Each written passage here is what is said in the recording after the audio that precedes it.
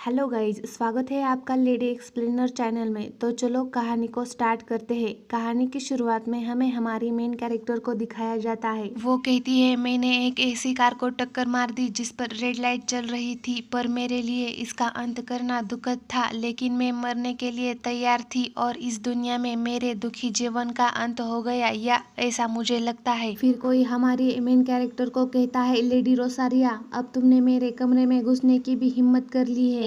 फिर हमारी main character अपने मन में कहती है, एक खूबसूरत लड़की नहीं, ये एक खूबसूरत आदमी है। उसकी कोमल विशेषताओं ने मुझे एक पल के लिए वही रोक दिया। फिर हमारी मेन कैरेक्टर इधर उधर देखते हुए सोचती है, तो क्या यही आफ्टर लाइफ है? ऐसा लगता है कि यह बहुत पतनशील है। फिर वो लड़का कहता है, मुझे आपका ऑब्सेशन सचमुच घृणित लगता है। तुम्हें एक दिन राजकुमार की पत्नी बनाते हैं। जब कृपा की अपेक्षा की जाती है तो आपके जैसा कोई व्यक्ति इतना अशिष्ट व्यवहार कैसे कर सकता है? वो लड़का फिर से कहता है कि मुझे कहना होगा, मैं वास्तव में आपके व्यवहार से हैरान हूँ। मेन कैरेक्टर अपने मन में सोचती है, आखिर वह लड़का कौन है और वह बात करना क्यों बंद नहीं कर रहा है, और उसने मुझे किस अजीब नाम से बुलाया। मुझे कुछ भी पता नहीं कि क्या हो रहा है। मेन कैरेक्टर को देखते हैं, वह अपने मन में कहती है कि ये मेरी मुठ्ठियां मैं इतनी जोर से क्यों दबा रही हूँ कि मेरे हाथों से खून निकल रहा है। वो लड़का फिर से कहता है, अच्छा, क्या आपका इरादा पूरे दिन वही खड़े रहने का है? मेन कैरेक्टर अपने मन में कहती है, ओह,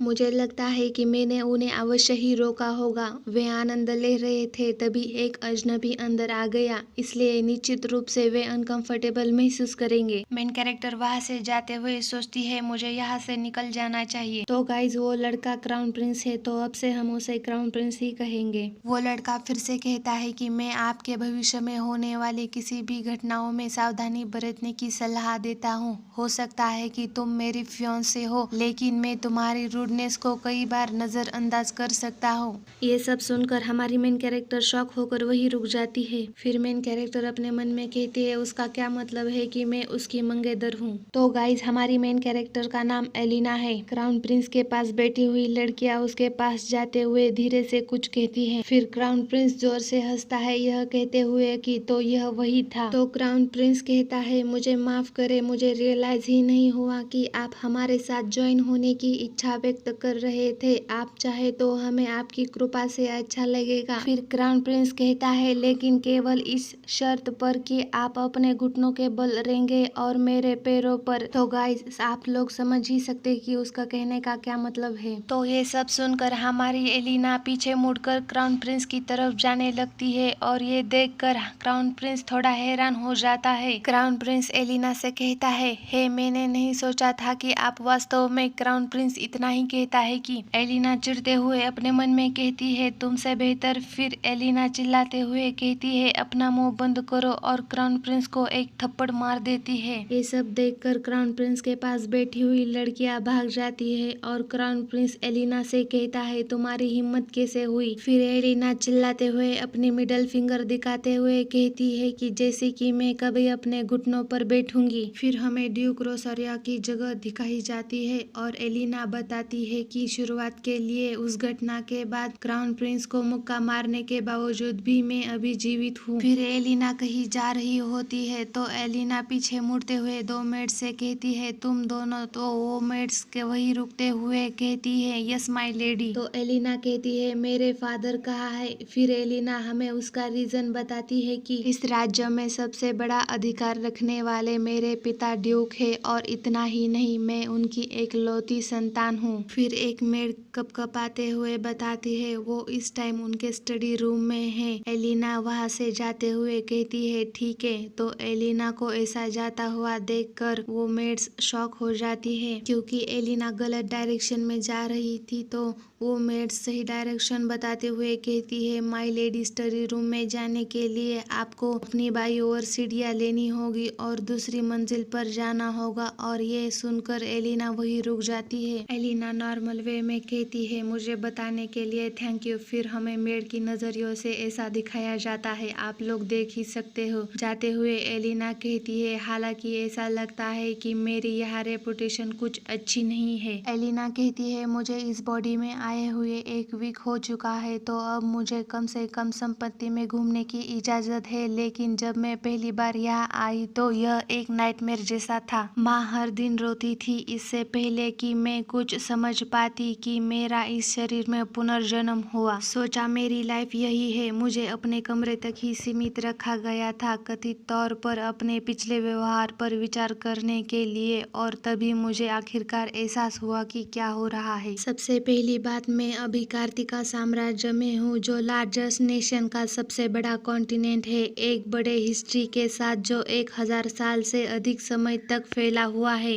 और दूसरी बात, मैं सम्मानित रोजारिया फैमिली और ड्यूकडॉम का एक सदस्य हूँ। इस साम्राज्य को स्थापित करने में हमारी महत्वपूर्ण भूमिका के लिए मनाया जाता है और हमारी शानदार तलवारबाजी विरासत के लिए प्रसिद्ध है। आखिर में यह मैं हूँ, ड्यूक रोजारिया की एकलौती बेटी और क्राउन प्रिंस की मंगेतर एलिना रोजारिया। एलिना कहती है, अरे मैं बताना भूल गई। यह हमें बताते हुए अपने मन में सोचती है, मैं एक नोवेल के अंदर हूँ। यह सब सोचते हुए एलिना को यकीन ही नहीं हो रहा होता है। एलिना हमें बताती है, मेरे पास्ट लाइफ में मेरे एक फ्रेंड ने लेडी ऑफ द व्हाइट रोज नामक एक नोवेल की सिफारिश की थी और उस कहानी में से एक कैरेक्टर एलिना रोजारिया है। पहली बार जब मैंने इसे पढ़ा तो यह मेरे चाय का कप नहीं था, लेकिन आखिर में इतना एक्साइटेड हो गया कि मैंने इसे फिर से पढ़ा। ये कहानी रोसेटा मेन कैरेक्टर और प्रिंस मेन लीड के साथ उसकी भाग्यशाली मुठभेड़ के इर्द गिर्द घूमती है, जैसे कि वो एक साथ कई चुनौतियों का सामना करते हैं और जीतते हैं और उनको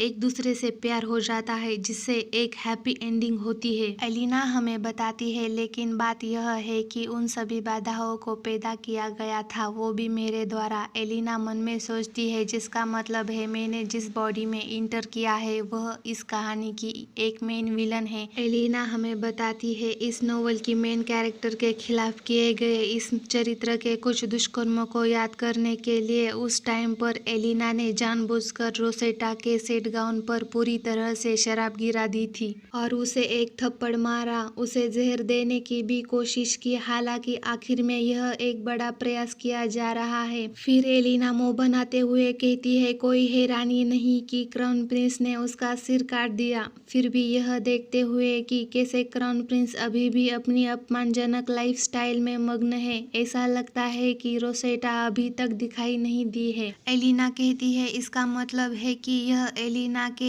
एक पूरी तरह से विलन बनने से पहले की बात है। फिर एलिना कॉन्फिडेंस लाते हुए मन में सोचती है, ठीक है, तो अब मुझे लगता है कि मुझे ठीक से पता है कि मुझे क्या करना चाहिए। एलिना स्टडी रूम के पास आकर दरवाजे को नॉक करती है। हमें एलिना के फादर दिखाए जाते हैं। स्टडी रूम के अंदर आकर एलिना सोचती है, सबसे पहले मुझे यहाँ अपने जीवन को सुरक्षित करने की जरूरत है। फिर एलिना उसके फादर से कहती है, फादर आपसे बात करनी है। एलिना ड्यूक से कहती है, मैं अब क्राउन प्रिंस से सगाई नहीं करना चाहती। एलिना सोचती है, इस कहानी के लव ट्रायंगल से खुद को हटा दे। फिर एलिना के फादर चिल्लाते हुए कहते हैं कि क्या आप वह नहीं थी जिसने इस एंगेजमेंट के लिए जोर दिया था? इसके अलावा क्या आपको लगता है कि रॉयल फैमिली के साथ सगाई तोड़ना एक आसान काम है? वो दोनों थोड़ी देर के लिए साइलेंट हो जाते हैं। एलिना सोचती है, खैर मुझे उम्मीद नहीं थी कि चीजें आसानी से मिल जाएंगी। मेरा चीजों को जल्दबाजी में करने का कोई इरादा नहीं है। क्या वास्तव में मायने रखता है कि मैं अपनी नजरें अगले पर कैसे सेट कर रही हूँ? एलिना सोचती है, एक उच्च रैंक, स्थिति और अपार भाग्य, ये वो चीजें हैं जिसके बारे में मैंने अपने पिछले जीवन में कभी सपने में भी नहीं सोचा था, ताकि मैं सब कुछ अपने खुद के रूप में दावा कर सकूं।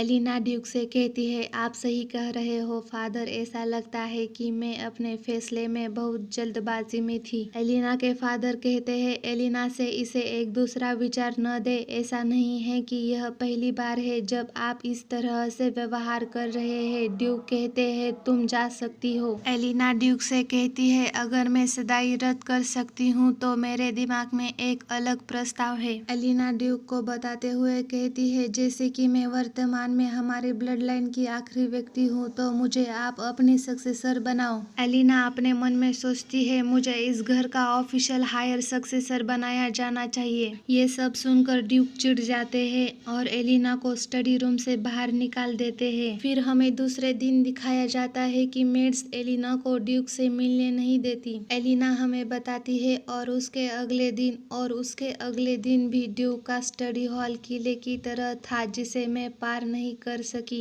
एलिना परेशान होकर कहती है क्या उसे इतना चालाक होना चाहिए। मुझे नहीं पता कि वह मुझे अपने सक्सेसर का नाम क्यों नहीं दे सकता। ओह, मुझे उसका सक्सेसर बनने के लिए कुछ भी करूं। फिर हमें बताया जाता है कि एलिना को ड्यूक के अध्ययन कक्ष के पास जाने से मना किया गया है। एलिना कहती है यहाँ तक कि अगर मैं किसी भी तरह से क्राउन प्रिंस के साथ सगाई तोड़ती हूँ तो मैं किसी और की पत्नी को खत्म कर दूंगी जब तक कि मैं अपने लिए ड्यूक की स्थिति को सुरक्षित नहीं कर सकती। अगर ऐसा होता है तो बीमारी की मेरे जीवन में कोई स्वस्थता नहीं है और यही आखिरी चीज है जो मैं चाहती हूँ। एलिना कहती है मैं उसकी बेटी हूँ इसलिए उसने सोचा होगा वह अंततः हार मान लेगा और मुझे उसका उत्तराधिकारी कहेगा, लेकिन ड्यूक एक इम्पॉसिबल चैलेंज की तरह महसूस होता है। ऐसा लगता है वह अपने सक्सेसर के मामले में उल्लेख करने पर मेरा सिर काटने के लिए तैयार है। अगर क्राउन प्रिंस के पास मेरा सिर नहीं है मुझे यकीन है कि मेरे फादर। ये सब कहकर एलिना शांत हो जाती है।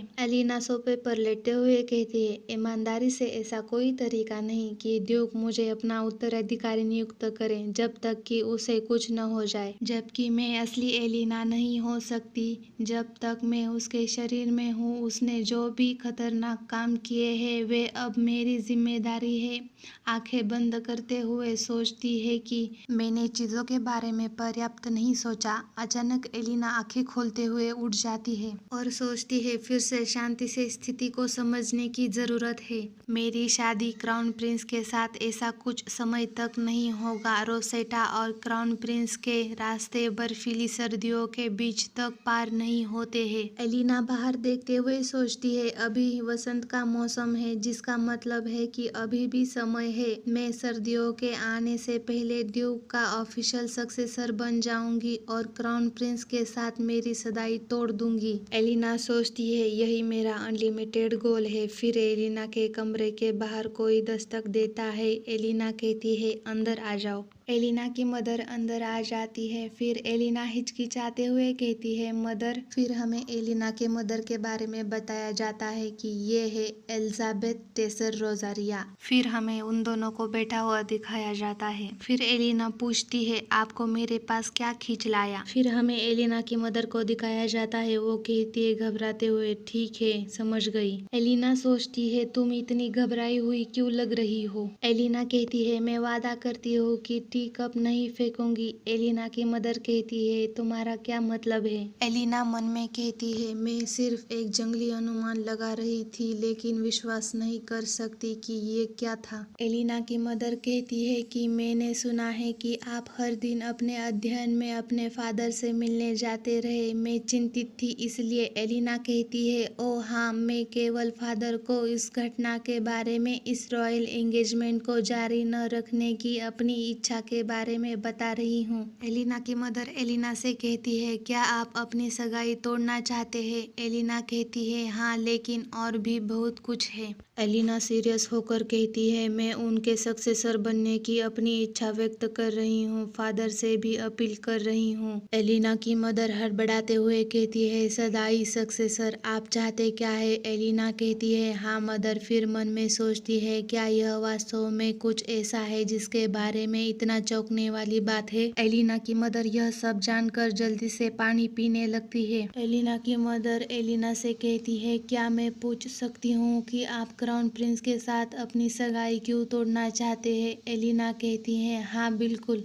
एलिना के मदर के हाथ कपाते हुए दिखाए जाते हैं। एलिना सोचती है वह डर गई है लेकिन वह अभी भी एलिना की बात सुनने को तैयार है। तब से ऐसा ही है। अगर मैं अपने शब्दों को समझदारी से चुनूं तो शायद मैं कम से कम उसे मना सकती हूँ। फिर एलिना खिड़की के बाहर देखते हुए कहती है पूरी तरह से ईमानदार होने के लिए मैं समझ नहीं पा रही हूँ कि मैं क्राउन प्रिंस के साथ इतनी व्यस्त क्यों थी।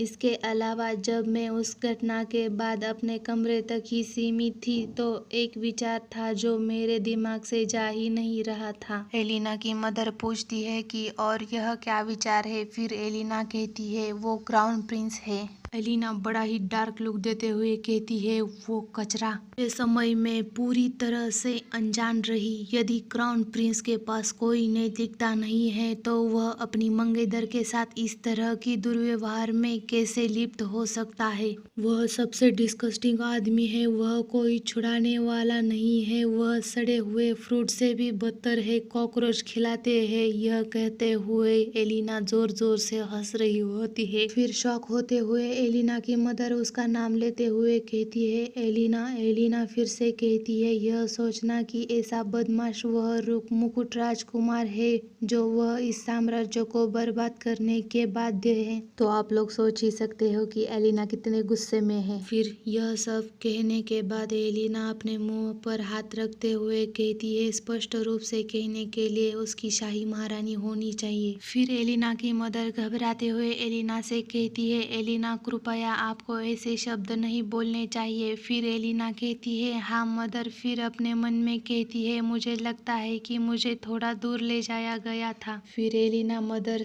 से कहती है फिर भी मैं इस ब्रोथल को तुरंत खत्म करने के लिए नहीं कह रही हूँ। मैं बस यह बताने की कोशिश कर रही थी कि मैं क्राउन प्रिंस से शादी नहीं करना चाहती। फिर एलिना मदर का हाथ पकड़कर कहती है और यह कि फादर के उत्तराधिकारी बनने की मेरी आकांक्षाएं ईमानदार है। एलिना कहती है मैं फादर के मार्गदर्शन में अध्ययन करने, अपने घर पर शासन करने का तरीका सीखने और जहाँ इसकी आवश्यकता है वहाँ मेरी सहायता प्रदान करने के लिए उत्सुक हूँ। यह वही है जो मैं हमेशा फादर को बताने की कोशिश कर रही थी। फिर एलिना की मदर खुश होते हुए कहती है एलिना से लगता है कि आपका दिल बदल गया है। ठीक है मैं तुम पर भरोसा करती हूँ लेकिन क्या तुम अपनी माँ से सिर्फ एक बात का वादा करोगी। एलिना अपने मन में सोचती है हाँ यह काम कर गया। फिर कहती है बेशक। यह क्या है। एलिना की मदर बड़े फनी अंदाज में परेशान होकर कहती है मुझसे वादा करो कि तुम हार नहीं मानोगी जब भी चीजें चुनौतीपूर्ण हो जाएगी। और ड्यूक अगर आपकी पढ़ाई मुश्किल बनाते हैं तो किताबें फेंकने से बचें। उन्हें आग भी न लगाइए। अपने डांस प्रैक्टिस के दौरान कृपया अपने पैरों में दर्द होने पर भी अपने जूते फेंकने से बचें। और मैं आपसे विनती करती हूँ कि अपने टीचर के प्रति कोई बुरा व्यवहार ना करे। फिर एलिना कहती है हाँ माँ जैसा तुम कहोगी मैं वैसा ही करूँगी। एलिना की मदर इमोशनल होते हुए कहती है और सबसे बढ़कर कृपया मुझसे बात करते समय ऐसी गंदी भाषा का उपयोग न करे। फिर एलिना कहती है मैं कसम खाती हूँ, मैं वादा करती हूँ कि फिर कभी ऐसा काम नहीं करूँगी। प्लीज मुझ पर विश्वास करो। एलिना की मदर कहती है मैं भरोसा करूंगी। ऐसा लगता है वह माँ जिसने मेरे बदले हुए स्वभाव पर अपना विश्वास व्यक्त किया उसे मनाने की कोशिश करने के लिए सीधे पिता के पास चली गई। फिर भी फादर के स्वभाव को देखते हुए मुझे लगा कि उसे समझाने में कुछ समय लगेगा। फिर एक मेड एलिना को बताती है कि माय लेडी आपकी पढ़ाई आज से शुरू हो जाएगी। फिर यह सुनकर एलिना शॉक और खुश हो जाती है। फिर मन में सोचती है हम बस ऐसे ही शुरू कर रहे हैं। तो गाइज आप लोगों ने आखिर तक वीडियो देख ली है तो चैनल को सब्सक्राइब और वीडियो को लाइक जरूर कीजिए। तो फिर मिलते हैं नेक्स्ट वीडियो में। तो दोस्तों मैंने न्यू चैनल शुरू किया है तो प्लीज सपोर्ट दिखाइएगा मेरे न्यू चैनल पे। तो लाइक और सब्सक्राइब करिएगा। चलो मिलते हैं नेक्स्ट पार्ट में। Bye bye.